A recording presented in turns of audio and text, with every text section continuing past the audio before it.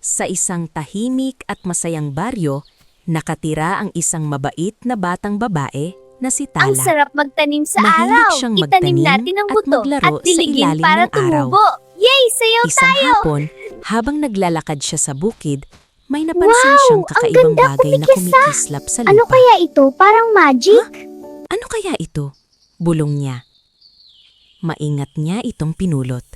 Isa pala itong maliit na buto na kumikinang na parang may sariling liwanag.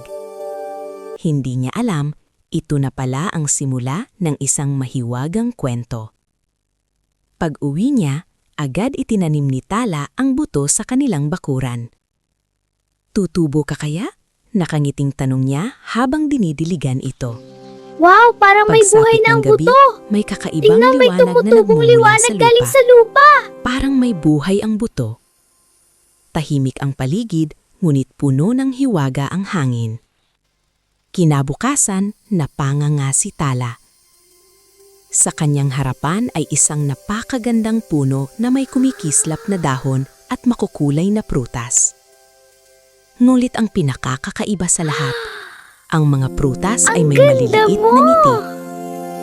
Napangiti rin si Tala. "Ang ganda mo," sabi niya. Hindi inangkin ni Tala ang puno para sa sarili lamang. Namigay siya ng mga prutas sa kanyang mga kapitbahay.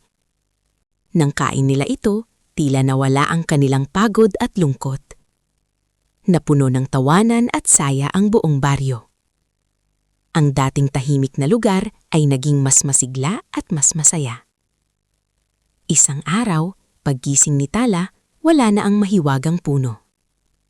Ngunit hindi siya nalungkot. Dahil napagtanto niya ang isang mahalagang bagay. Ang tunay na mahika ay hindi nagmumula sa isang puno.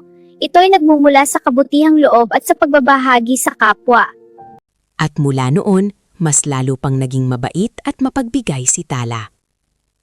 Dahil alam niya, ang pusong marunong magmaal ang may pinakamalakas na mahika sa lahat.